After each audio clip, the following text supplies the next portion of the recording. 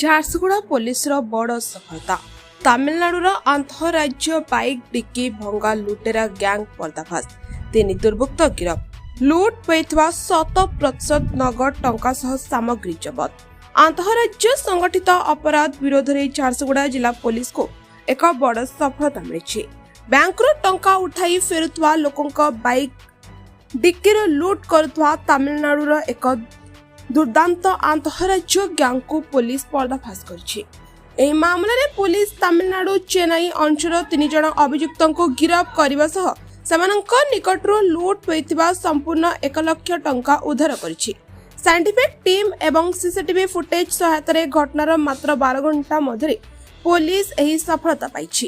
ଗତ 6 ଜୁଲାଇରେ ସୁନାରୀମୁଣ୍ଡା ସ୍ଥିତ HDFC ବ୍ୟାଙ୍କରୁ ଜଣେ ଗ୍ରାହକ 1 ଲକ୍ଷ ଟଙ୍କା ଉଠାଇ ହୋଟେଲ ସମ୍ମୁଖରେ ବାଇକ୍ ରଖିଥିବା ବେଳେ ଏହି ଲୁଟେରା ମାନେ ଡିକି ଭାଙ୍ଗି ଟଙ୍କା ଲୁଟି ନେଇଥିଲେ।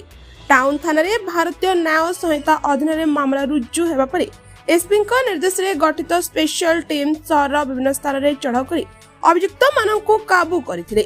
ଗିରଫ ଅଭିଯୁକ୍ତଙ୍କ ନିକଟରୁ ନଗଦ ଟଙ୍କା ସମେତ 2ଟି ମୋଟରସାଇକେଲ, ଡିକି ଭାଙ୍ଗିବା ପାଇଁ ବ୍ୟବହୃତ ଲୁହାର ଟି ଆକୃତିର ସରଞ୍ଜାମ, ମୋବାଇଲ ଓ ବ୍ୟାଗ୍ ଜବତ କରାଯାଇଛି। ଓଡ଼ିଶା ସମେତ ଅନ୍ୟ ରାଜ୍ୟରେ ସେମାନଙ୍କ ସମ୍ପୃକ୍ତି ନେଇ ପୋଲିସ ଅଧିକ ତଦନ୍ତ ଜାରି ରଖିଛି।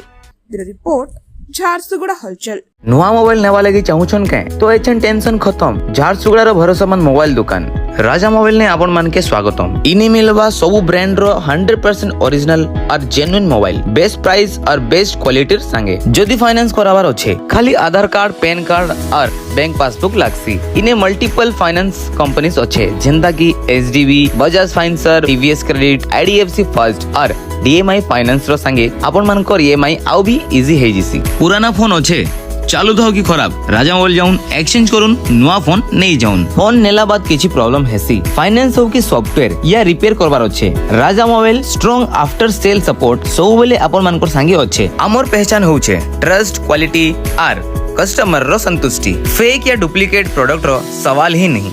तो देरी कांजे आज ही आसुन Raja Mobile, opposite PWD main road, Jharsuguda.